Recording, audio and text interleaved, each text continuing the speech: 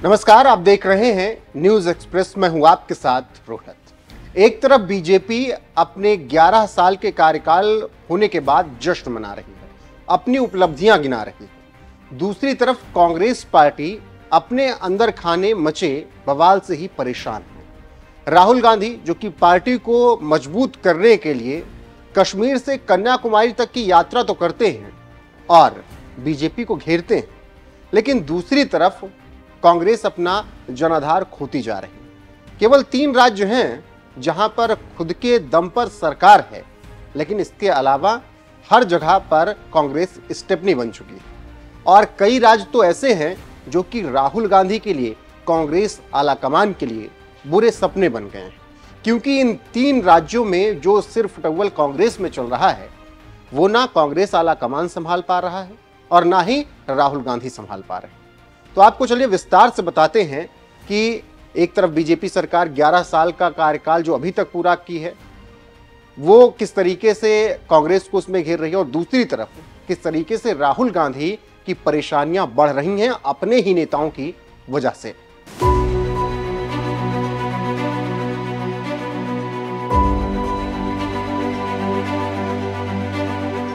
सबसे पहले यह समझिए कि 3 वो राज्य जहां पर कांग्रेस की खुद के दम पे सरकार है। एक हिमाचल प्रदेश, दूसरा तेलंगाना और तीसरा कर्नाटक। कर्नाटक जो कि अक्सर विवादों में रहता है और कहा जाता है कि कर्नाटक और केंद्र में जो कांग्रेस है उसके बीच हमेशा थोड़ा बहुत तीखी बहसबाजी होती रहती है, क्योंकि सिद्धरमैया अपने रास्ते पर चलना चाहते हैं और कांग्रेस आलाकमान अपनी लाइन पर उन्हें चलाना चाहती है।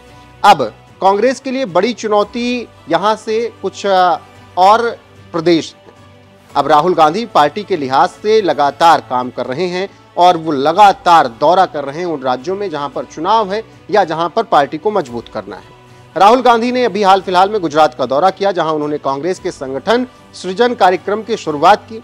गुजरात के बाद कांग्रेस के संगठन सृजन कार्यक्रम और राहुल गांधी का दूसरा बड़ा पड़ाव जो था वो मध्य प्रदेश था और तीसरा हरियाणा रहा, जहां पर अभी हाल फिलहाल में चुनाव हुए और पूरी उम्मीद चुनाव परिणाम से पहले यह थी कि कांग्रेस सत्ता में वहां पर वापस आएगी, लेकिन ऐसा नहीं हो सका और जलेबी कांग्रेस के हिस्से में नहीं आई, वो बीजेपी के हिस्से में चली गई।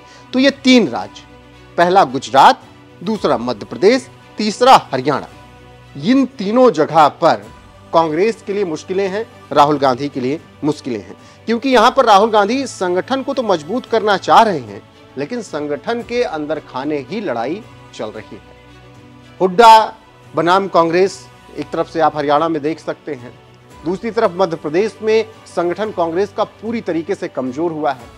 गुजरात में कांग्रेस मजबूत होने की बात तो कहती है, लेकिन वहां पर वो बीजेपी का टक्कर नहीं ले पाती। कई दशक बीत गए, कांग्रेस वहां पर अभी सत्ता हासिल नहीं कर पा रही है और वहां के नेताओं में भी सिर्फ टव्वल।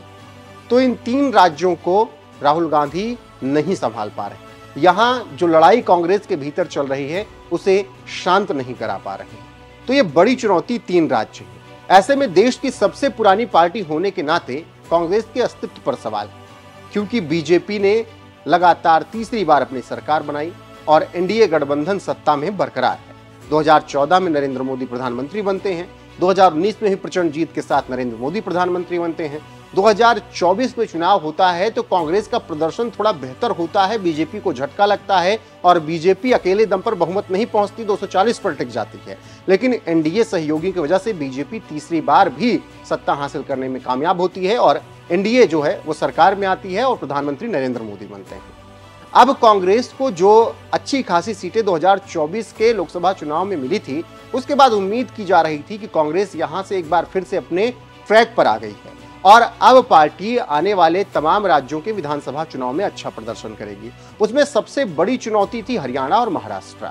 हरियाणा में कांग्रेस की ऐसी हालत हुई कि विश्वास नहीं हुआ ना हुड्डा को, ना ही राहुल गांधी को, सोनिया गांधी, प्रियंका और ना ही खड़गे को। और उसके बाद तमाम तरीके के आरोप लगे कि ईवीएम सेट कर दिया, ईवीएम से खेल कर दिया। अब इसके बाद महाराष्ट्र था। महाराष्ट्र जहां पर खूब प्रचार किया गया कि बीजेपी ने बहुत गलत किया, शिवसेना के साथ तोड़ दिया, एनसीपी तोड़ दी और ऐसे में उद्धव ठाकरे, शरद पवार और कांग्रेस मिलकर बीजेपी के षड्यंत्र को महाराष्ट्र में नाकामयाब करेंगे और यहां पर कांग्रेस को सत्ता में ले आएंगे। लेकिन जब महाराष्ट्र के चुनाव परिणाम आए तो फिर एक बार कांग्रेस के पैरों तले जमीन खिसक गई, क्योंकि जिस गठबंधन का, कांग्रेस के नेतृत्व वाले गठबंधन का महाराष्ट्र के लोकसभा चुनाव में अच्छा प्रदर्शन था, वो गठबंधन विधानसभा चुनाव आते आते धराशायी हो गया। तो जो बढ़त मिली थी लोकसभा चुनाव में 100 सीटें 99 सीट जीतकर कांग्रेस को, वो हरियाणा और महाराष्ट्र विधानसभा चुनाव हारते ही फिर से कांग्रेस वहीं पहुंच गई जहां पर थी। और इसका कारण भी है कि महाराष्ट्र में भी सिर्फ टव्वल है, कहा जाता है, कांग्रेस के भीतर खाने ही, और एक दूसरे से नेताओं की पट नहीं रही। अब ये तो बात हुई कुछ राज्यों की, जिसमें मध्य प्रदेश, हरियाणा, महाराष्ट्र का हमने जिक्र किया, जहां पर कांग्रेस के अंदर सिर्फ टव्वल है, और गुजरात। लेकिन केंद्रीय नेतृत्व जो है वहां पर भी कांग्रेस के अंदर खाने लड़ाई है। उदाहरण के तौर पर आप शशि थरूर के मामले को याद कीजिए। शशि थरूर लगातार बीजेपी सरकार, मोदी सरकार का साथ देते आए विदेशी मामलों में। वो चाहे प्रधानमंत्री नरेंद्र मोदी का अमेरिका जाना हो और वहां पर ट्रंप से मुलाकात करनी हो, जब दूसरी बार सत्ता में ट्रंप आए तब। और शशि थरूर ने तब बताया कि ये भारत किस तरीके से मजबूत हो रहा है अपने विदेश नीति में। अब जब बारी आई पहलगाम हमले की और पहलगाम हमले के बाद ऑपरेशन सिंदूर की, तो कांग्रेस की तरफ से एक शख्स जो सबसे पहले मुखर होकर बोला वो शशि थरूर रहे, और पार्टी लाइन से हटकर शशि थरूर ने बीजेपी का समर्थन किया। अब डेलीगेशन भेजा जाना था पूरी दुनिया में, तो कांग्रेस ने शशि थरूर का नाम नहीं दिया, जबकि शशि थरूर अच्छे खासे जानकार हैं, विदेशों में भारत के लिए काम किया है। उनका नाम कांग्रेस की लिस्ट में नहीं था और तमाम नाम शामिल थे। लेकिन बीजेपी ने कहा कि शशि थरूर जाएंगे, और इसके बाद जब शशि थरूर को लेकर कांग्रेस नेताओं से सवाल किया गया तो कांग्रेस नेताओं ने हर बार यही कहा, no more questions on Shashi Tharoor. मतलब यहां पर भी समझ आता है कि शशि थरूर और कांग्रेस आलाकमान के बीच खटास आई, दूरियां नजर आई।